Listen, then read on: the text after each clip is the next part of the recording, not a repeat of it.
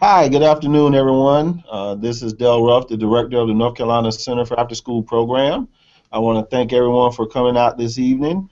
We've got a couple of different things that are going to be going on, so want to let you know exactly how this will work out. If this is your first time on a Google Hangout, this is a new platform, and so if you have not done a Google Hangout on air, this is a way you can actually communicate across for us across the state, but across your area with different ideas and such. So we're really excited to be utilizing this tool and moving forward.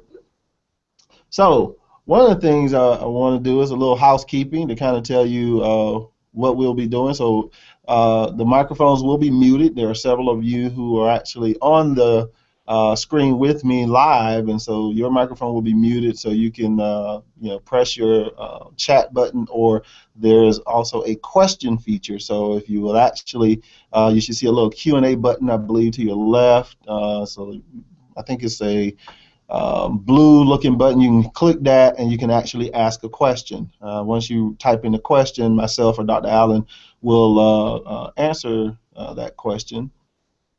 Later, we will send out links to this, so anyone who is here, or forget something, or there was a question asked, you couldn't remember exactly what that question was, or you want to go back through the information to be clear, we will send you the YouTube link in the follow-up. That link will also be at our YouTube channel, which is North Carolina Center for After School Programs, not the NCCAP channel that you may, if you search, you will find an NCCAP channel as well. So today I have with us our STEM Partnership Coordinator, Dr. Sharice Allen, and I'm going to turn it over to her now. Sharice? All right. Good afternoon, everyone. This is going to be a two-part presentation. First, I'll go over the actual competitive grant application and components of that. And then Mr. Ruff will go over the second component, our STEM effectiveness study, and what that entails. So to begin, the title of the presentation for today are Keys to Preparing a Successful Get Stimulated Application. I am, as Mr. Ruff stated, Dr. Allen. I serve as the STEM Partnership Coordinator at NCCAP, and I will be the main contact person for the competitive grant component. Our outline today, as I said, our first part of the presentation will be going over the 2015 Get Stimulated in Expanded Learning, Understanding STEM by Design competitive grant and what that entails. The second part of the presentation will cover the STEM effectiveness study, which Mr. Ruff will discuss.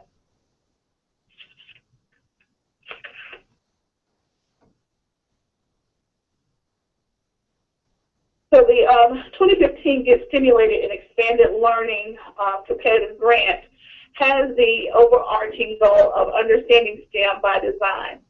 And understanding STEM by design it allows for project proposals to be based on designing STEM activities using the Understanding by Design framework. And so what is the Understanding by Design framework? The Understanding by Design, or UBD framework, is a tool that is currently used to design curricula, assessments, as well as instructional material that is based on a predetermined set of learning outcomes with an overarching goal of teaching for understanding. So that is going to be the basis of these project proposals that you will be submitting. Your proposed STEM learning activities in the proposal should provide students with opportunities that allow them to develop as well as strengthen their understanding of key STEM concepts. And this can be demonstrated by a student's ability to explain, interpret, or apply the STEM concepts that they are learning, as well as provide a perspective on a particular STEM concept, as well as to show that they have a knowledge base regarding a given topic in the STEM area. The program has four major goals. Um, the first goal is to improve students' ability and skill in science and mathematics. The second goal of funded projects would be to encourage and cultivate students' enthusiasm for science and mathematics. Third goal is to develop as well as enhance students' interest in pursuing careers in STEM or in any STEM-related field. And finally, to increase knowledge, skills, and abilities of after-school and expanded learning practitioners in their ability to facilitate STEM programming. And the activities that are going to be designed in your proposed project must align with the consensus developmental outcomes and learning indicators for STEM and after school. So when you begin to look at what kinds of activities you would integrate into your proposal, they have to be centered or based upon these three developmental outcomes. The first outcome is youth develop interest in STEM and STEM learning activities. The second overarching outcome is that youth are able to develop capacities to productively engage in STEM learning activities. Thirdly, that youth come to value the goals of STEM and STEM learning activities. And the chart that is going to be posted in the PowerPoint goes over, has the three developmental outcomes, and it has associated with each outcome indicators of progress as well as some indicators where you are able to measure or assess whether or not a student met those outcomes. So that's going to be one of the guiding principles for how you design your proposal. So we'll go over a few more things regarding who is eligible, what we expect from participants, and then we'll go into the meat of the application itself. So first, looking at eligibility, who is eligible to participate. All K-12 after-school and extended learning programs are eligible. This includes programs that are school-based, faith-based, community-based, as well as nonprofit. However, no summer-only programs are eligible at this time. And we will be funding 10 expanded learning programs from across North Carolina in this cycle, the 2015-2016 cycle. What do we expect from programs that have been selected? The first expectation is that once a program proposal is funded, we expect that 2 staff members attend the 2015 Synergy Conference in Greenville, North Carolina, March 23rd to 25th. NCCAP gets stimulated, will cover the cost of registration for 2 participants. However, hotel and travel expenses will not be covered. During Synergy, we expect participating programs or participants to attend 2 workshops. The first one is a technical assistance workshop entitled Implementing with Fidelity. So we'll go over the ins and outs of how to manage your grant, how to submit a request for reimbursement of funds for supplies and materials, as well as other housekeeping components of the grant. The second required workshop during Synergy is your first in a series of professional development workshops entitled Defining Scientific Problems Based on Real-Life Situations. And that will also be held in Synergy, during Synergy. After Synergy is over, NCCAP Professional Development Team will host a series of workshops entitled Understanding STEM by Design, and the workshops will be virtual as well as face-to-face. All face-to-face workshops will be held at the Public School Forum of North Carolina during the 2015-2016 grant year.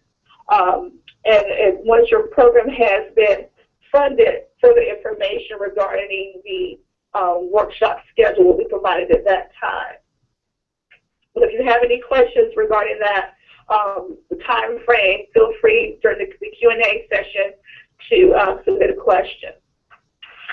A couple of additional expectations are we also require in this grant application a mentoring component.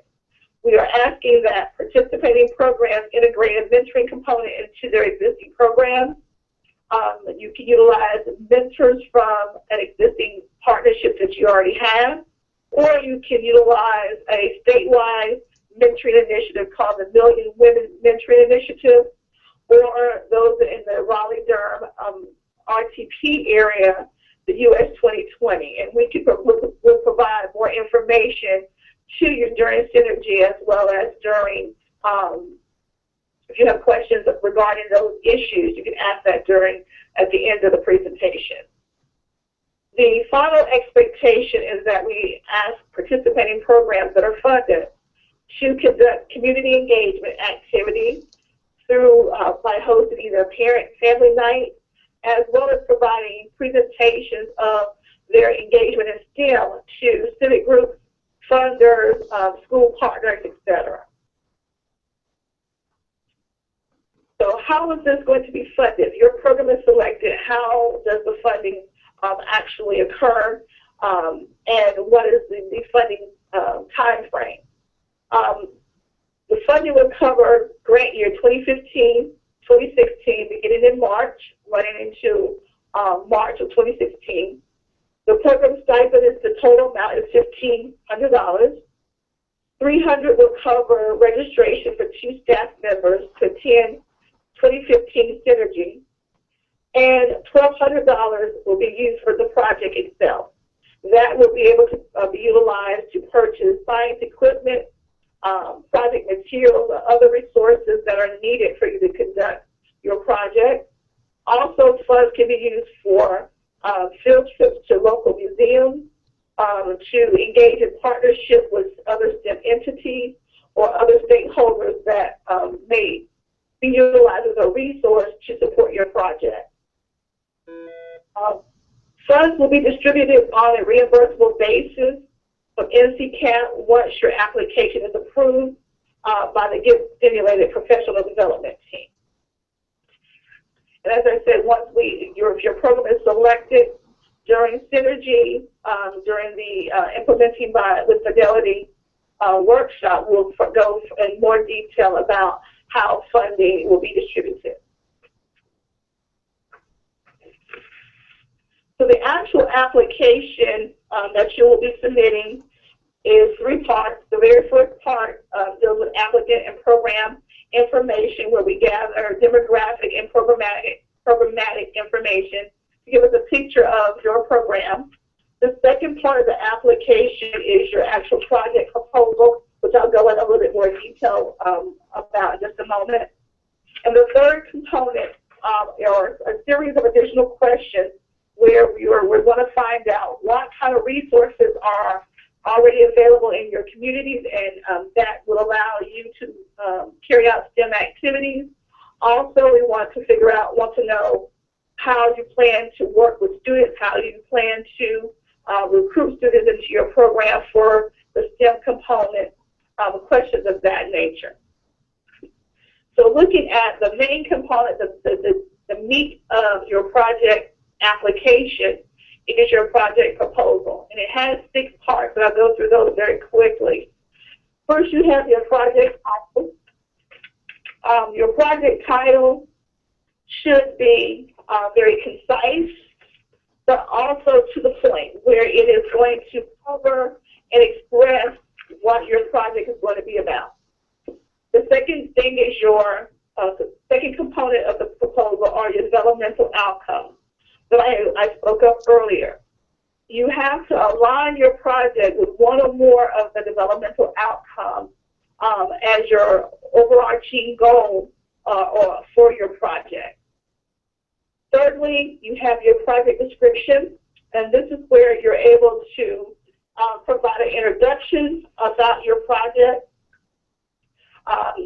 where you provide a statement of the subject that you're going to cover under your investigation. Also, where you'll state your hypothesis or research question, the rationale for why you're going to conduct the proposed activity. You can provide your background as to what you have done thus far in this area of STEM and how you want to progress further. Also, an overview of the proposed project, what materials you would utilize, what methodologies you would utilize to carry out, or what activities you would engage your students in. And finally, under the project description, you would include your assessment plan, where you would discuss how you're going to evaluate whether or not you were able to meet the outcome that your project is aligned to. The fourth component of your project proposal are your project activities and timeline. It's where you provide a month-to-month breakdown of what your activities will be and when you would implement those. The fifth component is your budget and justification. It's where you provide a listing of materials, software, activities such as field trips that you plan to integrate into your project, and the cost of each of those items and how those items will be utilized in your proposal or your proposed project. And then finally, the last component of your proposal is your mentoring plan, where you describe how your program will utilize mentors as a key component of this project. Are there any questions before we move on to the second half of the presentation?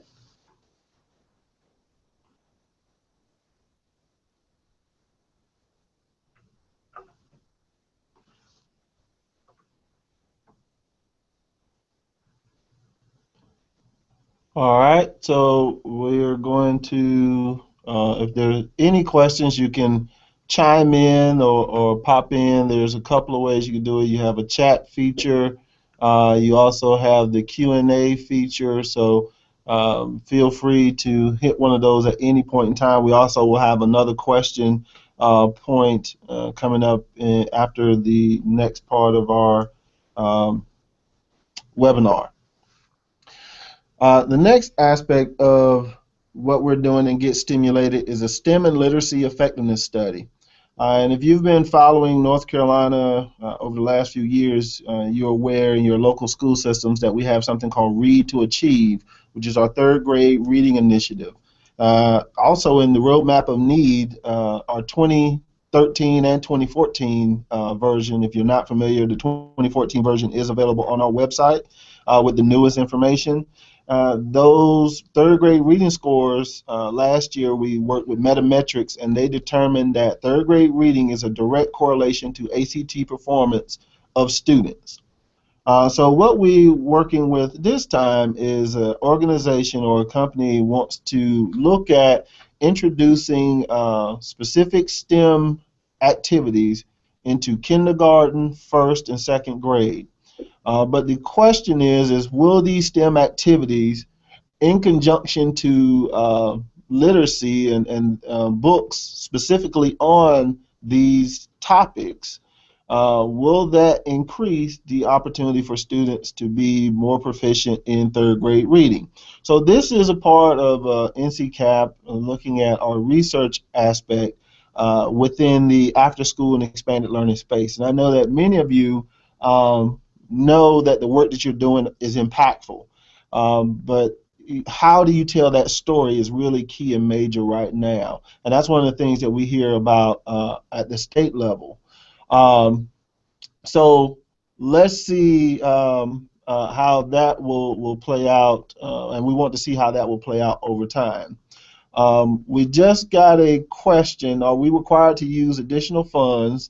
Also, if you're currently attending Synergy, can the $300 be added back? Those funds, if you are currently doing something, Ms. Patton, and that is specifically utilizing your funds for STEM already, that will be in conjunction with that. So you do not need to have match funds for that. You just would utilize the funds that we have. So you can think of it as adding to your STEM funds currently. And if you're already attending Synergy and you've already paid for your registration, then yes, that would be, if you're selected, then yes, you would be able to utilize those $300. We just need to make sure that we have that in place. So as we look at the STEM plus L, the goals for the STEM and literacy is the same as our understanding by design. And these STEM activities are designed to be grade and age appropriate. As I mentioned, kindergarten in this particular study is kindergarten, first grade, and second grade. The ones to think about is where do you want to fit in? So if you can do one grade, two grades, all three grades.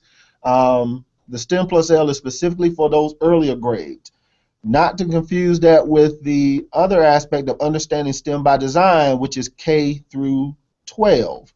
So you have an opportunity to, in a sense, look at both programs. And there's a distinct difference in that there's also books that comes with the early grade program. So if you decide to do a kindergarten program only, then you would be able to utilize the sky kits that comes out and the book on weather and the sky and different things of that nature. If you want to do first grade, that's mainly physical science, so you will get the books and the kit information on that. So it all depends on how you want to develop that. The part of STEM and literacy is what we're looking for is the effectiveness. So there's the difference in that understanding STEM by design is you're putting together all of the ideas because we want you to work backwards. You will create the problem. We'll help you learn how to create that problem in your professional development, how to facilitate all that and move backwards. In the STEM and literacy, excuse me, the focus is on the content that is also connected to our standard course of study, essential skills in science in North Carolina, and literacy. So giving the students also an opportunity to look at different books and take those books home. So we also want to put those books in the kids' hands to go home. So if you are targeting a group or if you have a specific group within your programs that you want to look for, that may be in that age range, the STEM plus literacy may be something for you. Eligibility, as I mentioned again, was kindergarten, first and second grade, after school and expanded learning programs, including the school-based programs, faith-based programs, the community-based programs, nonprofit programs, and one that we left out is the child care development centers. So if you know of any that are looking for opportunities to get involved in activities such as this, please let them know because that fits within the realm that they have primarily in the out of school time. So if the students are at kindergarten through second grade in the child care facility programs, then yes, they would be able to participate as long as it's in the after school or expanded learning time. And I want to talk about what that means because I know that you've probably heard it a couple of times.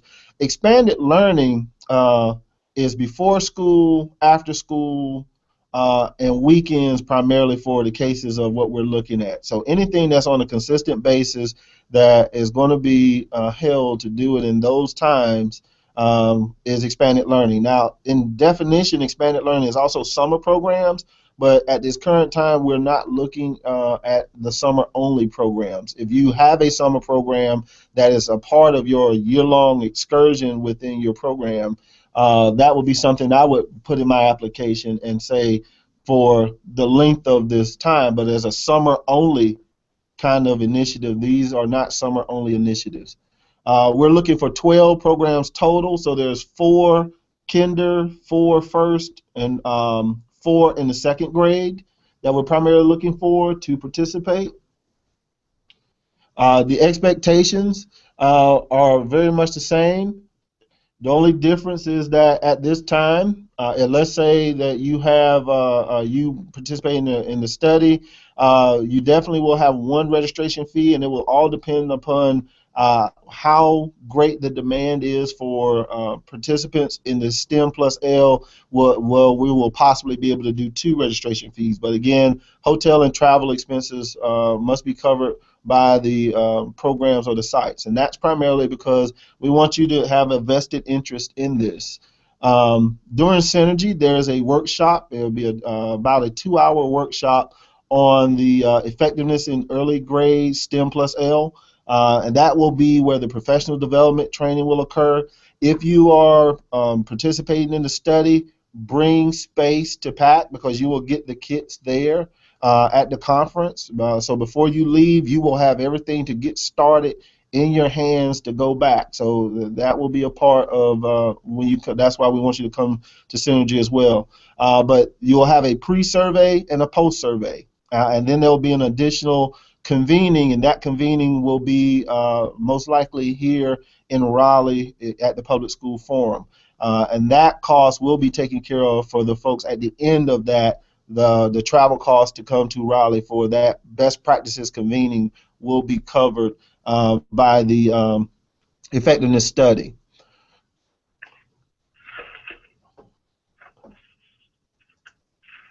So now we have made it to the end. I have some questions here. We have one, can we apply for different grades? When looking at the STEM plus L, I'm assuming, yes, you can apply for kindergarten, first grade, second grade. You can apply for kindergarten, second grade. You can apply for first and second grade. So there's many different ways that we can do that. So can we apply for different grades? Yes. If you are another question, if you have a program in place, you can have a target group. So if you want to pull out a group and do a study with either the Get STEMulated, the Understanding STEM by Design, or the STEM plus L, you can do that. We are emphasizing what makes sense for your program. We want you to have things that you can sustain over time. So we want it to be something that's going to build your program, that you can have as an experience, but also get some ongoing professional development and feedback from Dr. Allen, myself, and other folks that we bring in to help you around building this STEM capacity in your program. So it's more than just really looking at, you see, one is a effectiveness study which deals with already pre-made kind of opportunity, and then the Understanding STEM by Design is where you as the practitioner or someone in your program will develop the STEM opportunity for students and lead them down that path of discovery. And we want to make sure that you have the skills to participate in that in this out-of-school space. So can I say one thing, Mr. Russ? So the Understanding STEM by Design, the overall goal for me coming into this was to allow after-school facilitators, as Mr. Russ says, for you to learn how to develop your own project. How you would, and I'm going to take you through the workshop just as if you were a student entering an after-school space, where you pick a problem based on some scientific situation in society, and we began to go, how do I, if a student comes to you with a question about, say, how do light bulbs work, how can you take them from beginning to end so they can figure that out themselves, just as you would do if you had a child coming and they were starting a science fair project. How do you allow them, based on what resources are available, to design their own experiments? So that's because once they get into higher ed, those are the expectations a lot of times in the coursework, that you're given a problem and you're having to solve it on your own. So that kind of critical thinking has to be developed. And the earlier you learn how to develop that type of problem-solving thinking, the easier it will be when students transition into higher ed. And I want to make sure that I emphasize from Ms. Patton's question on, if you're already going to Synergy, you can have the $300 added back. So that would be a part of, when you receive your allotment, that will come back to you. If you wanted to have other additional people come to Synergy, you could. If you are coming to Synergy already, you should be looking for the session on understanding STEM by design or STEM plus L, whichever one you are awarded. In reality, you could actually be awarded both. So you could say, I want to participate in the STEM effectiveness study, and I want to go through the understanding STEM by design. But there is a difference. To understand STEM by design, you will have to create the problem. If you live, like right now, a big topic in our state is around Duke Energy and their coal ash issue that we have in our state. If you live in that area, that's a problem that you can actually address and have your students go through and think about. So that's the big difference between those two. Are there any other questions? To also clarify for them on the application that we have, the application, which you have sent to me your email, I have forwarded to you. Each person, an email should come to you from SurveyMonkey that has the link to your application. The application is for the Understanding STEM by Design. However, if you are interested in also applying for the STEM plus L, that needs to be indicated in your under the project proposal component.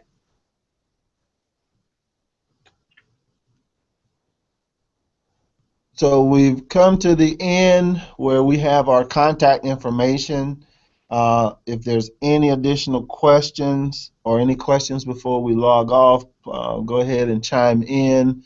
If you need any additional information afterwards, you can definitely email Dr. Allen or myself with the emails attached here. Of course, you can always go to www.nccap.net. Which is where you can find our website and find our emails there as well. And also, if you need to provide a phone call, definitely give us a call. Applications will be sent out and are due in February the 27th. And we should know, you should know your award status March the, what's that, Dr. Allen? March 5th, by March 5th. By March 5th, you will know your award status. So it's a pretty quick turnaround time to make sure that we not only get you in the synergy, but you will know exactly where you stand and actually come to the conference and be able to get information that may be able to build upon what you have and maybe make some connections. But we're really excited to be able to offer this. This particular initiative is funded by Burroughs Wellcome Fund and the North Carolina GlaxoSmithKline Foundation. We are currently also looking to expand this, but this is a good pilot group that we've had over the last 2 days and a good amount of interest. If there's anyone that you know that was not on this call that may be interested with their program or organization, please have them fill out the interest form. These 2 webinars are the 2 that we will do and send out the YouTubes, but the interest form needs to be filled out and completed by February the 18th, because that's the way you get your application. So if you want to share this information, share the interest form, and they can fill it out, and then Dr. Allen will send them an application, but we will take interest forms up to February the 18th. With that, if there's no other questions, comments, or concerns, I will say thank you for your time, and I look forward to seeing those applications. Take care.